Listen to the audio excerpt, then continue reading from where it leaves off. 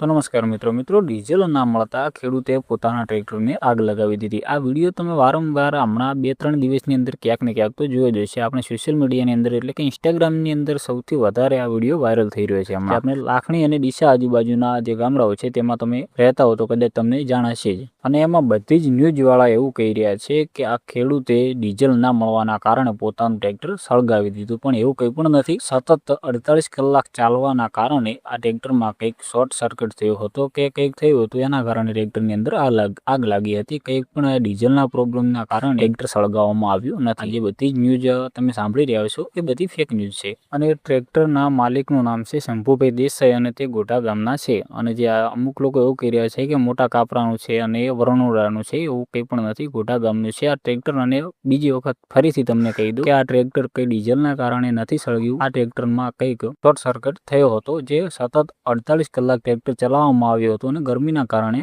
સળગવાની આ પ્રોબ્લેમ થઈ હતી। એટલે કે આ ડીઝલના કારણે નથી સળગ્યું। આવા જ સાચા સમાચાર સાંભળવા માટે આપણી ચેનલને સબસ્ક્રાઇબ કરી દેજો અને વિડીયોને લાઇક કરી દેજો। અને અમુક જે લોકો અફવાઓ ફેલાવી રહ્યા છે તેમને આ વિડીયો જરૂરથી શેર કરજો।